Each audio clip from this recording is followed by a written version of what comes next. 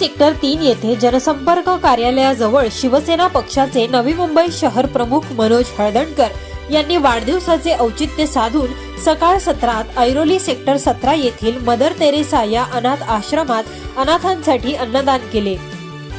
त्याचबरोबर नवी मुंबई महानगरपालिकेच्या माता बाल रुग्णालयात रुग्णांसाठी तसेच नवजात बालकांच्या मातांसाठी फळ वाटप करण्यात आले।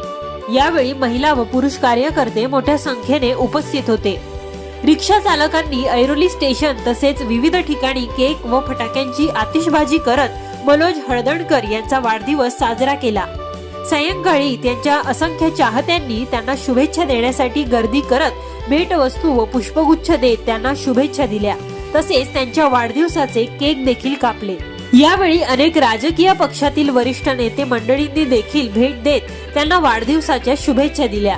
याविषयी काही मान्यवरांनी आपल्या प्रतिक्रिया व्यक्त करताना सांगितले, आज मनोज दादांचा वाढदिवस म्हणजे इथल्या सर्वसामान्य जनतेचा हक्काचा भाऊ, हक्काचा रक्षक म्हणून त्यांच्याकडे पाहिलं जातं आणि इथल्या प्रत्येक तरुणांच्या, इथल्या वयस्कर सगळ्या माता भगिनींच्या चेहऱ्यावरचा जो हावभाव बघतो आपण, तर मनोज दादाबद्दल असणारं प्रेम हे प्रत्येक व्यक्तीच्या चेहऱ्यावरती हे दिसून येतं। आणि येणाऱ्या 15 तारखेला याच सगळ्यांचा प्रेमाचा वर्षाव मताच्या स्वरूपात आदरणीय मनोज दादांना भेटणार आहे। आणि आपण पाहत असाल की हा जल्लोष आहे तो 16 तारखेला याच्यापेक्षा ताकदीचा जल्लोष आपल्याला या परिसरामध्ये दिसेल। शिवसेनेचे शहर प्रमुख हळदणकर साहेब यांचा आज वाढदिवस आहे। वाढदिवसाच्या दृष्टिकोनातून आई जगदंबेकडे प्रार्थना करतो की त्यांना चांगला आरोग्य मिळो, चांगला प्रतिष्ठा मिळो आणि येणाऱ्या निवडणुकीमध्ये, मुंबई महापालिकेच्या निवडणुकीमध्ये त्यांना चांगल्या लोकांचा त्या ठिकाणी आशीर्वाद मिळो आणि त्यातून शिवसेना फडकवण्यासाठी त्यांना बळ मिळो ही सदिच्छा व्यक्त करतो। मी रिक्षा चालक मंडळातला सदस्य संतोष साळुंके ऐरोली सेक्टर 3 मध्ये रिक्षा चालवतो। मनोज दादांच्या वाढदिवसानंतर आमचे खूप सहकार्य असतं रिक्षा चालकांसाठी।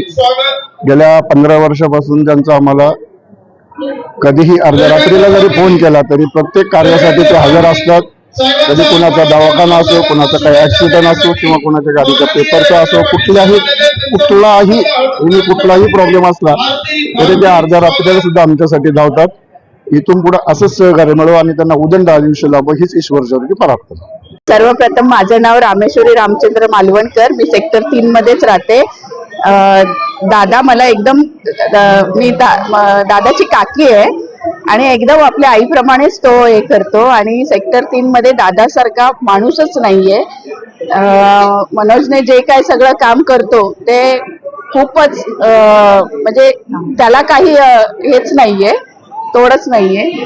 आणि आज सर्वप्रथम मी आता मनोजला वाढदिवसाच्या हार्दिक शुभेच्छा देते आणि त्याला भरपूर यश, समृद्धी, आरोग्य आणि त्याचं सगळं जे आहे ते त्याच्याबद्दल त्याला शुभेच्छा देते।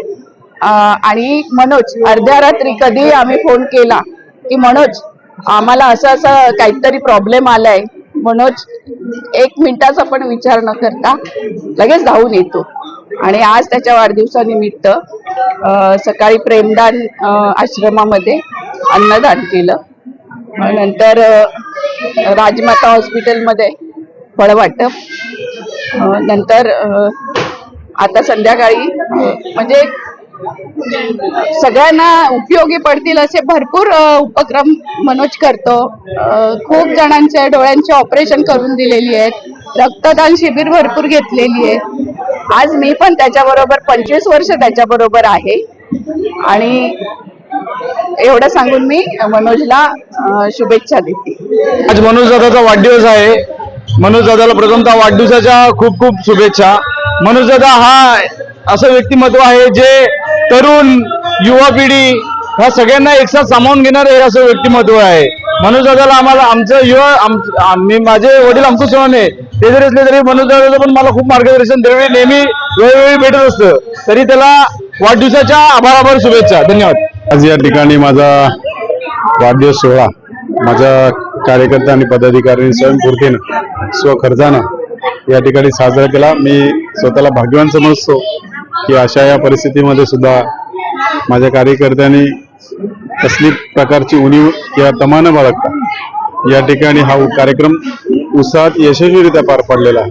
त्या प्रत्येकाला या ठिकाणी निवडणूक लढायची तर ती कार्यकर्त्यांच्या जीवावर लढायला लागते आणि असे कार्यकर्ते या ठिकाणी मिळणं फार भाग्याचं आहे असं या ठिकाणी मी आवर्जून म्हणेन. का शिवसेनाला या 4 अक्षराला मानणारा हा विभाग आहे आणि या ठिकाणी निवडणूक लादली असते कारणाने कसल्या प्रकारचं राजकारण किंवा राजकारणाचे सिंबॉल न वापरता या ठिकाणी त्यांच्या स्वखर्चानं आज हा कार्यक्रम त्यांनी यशस्वीरित्या पार पाडलेला आहे. मी या ठिकाणी आवर्जून सांगेन जे नागरिक या ठिकाणी स्वयंपूर्तीने स्वतःहून आले, कारण कोणाला या ठिकाणी निमंत्रण किंवा वाढदिवस आहे या असं सांगण्याची मला या ठिकाणी गरज भासली नाही, यार कधी भासली सुद्धा नाही. आणि आज हा माझ्यासाठी आनंदाचा क्षण आहे आणि त्याचबरोबर या ठिकाणी दूध शर्करा योग सुद्धा या ठिकाणी म्हणेल की आपण काम करतो तर त्या कामाची आपण अपेक्षा नसली केली तरी कामाची पोचपावती या ठिकाणी निश्चित स्वरूपात मिळायला पाहिजे अशी भावना असते आणि त्या भावनेतूनच या ठिकाणी लोक स्वयंपूर्तीने आले. या सकाळपासून प्रेमदानमध्ये अन्नदान, माताबाल रुग्णालय ते फळ वाटप आणि काय ज्येष्ठ नागरिकांना मदतीचा हात या ठिकाणी आधार देण्याचं काम निश्चित स्वरूपात माझ्या कार्यकर्त्यांनी दिलेलं आहे.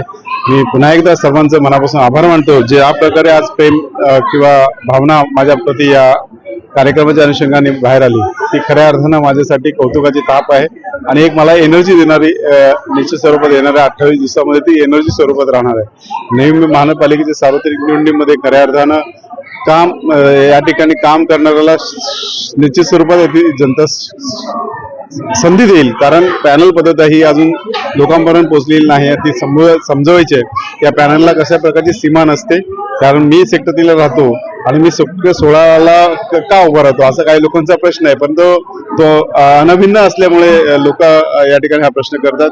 पॅनल हा संपूर्ण 4 नगरसेवकांचा असतो, त्याला कसल्या प्रकारची सीमा नसते. अबकडं हे फक्त किमान आरक्षणाच्या बाबी पूर्ण करण्यासाठी असतात.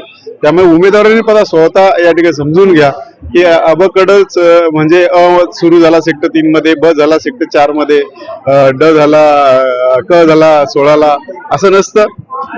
या ठिकाणी फक्त आरक्षणाच्या संदर्भात असतं. 4ही नगरसेवक या ठिकाणी काम करताना कसल्या प्रकारची सीमा त्यांना नसल्यामुळे ते त्या भागाचे 4 पॅनलच्या भागाचे नेतृत्व करण्याची त्यांना संधी या ठिकाणी मिळेल. मी एवढंच सांगेन आजच्या कार्यक्रमाच्या अनुषंगानं की प्रत्येक पॅनलमध्ये एक धनुष्यबाण आपल्या समोर असणारा उमेदवार कोण पाडण्यापेक्षा धनुष्यबाणाचं बटन आपण या ठिकाणी दाबू.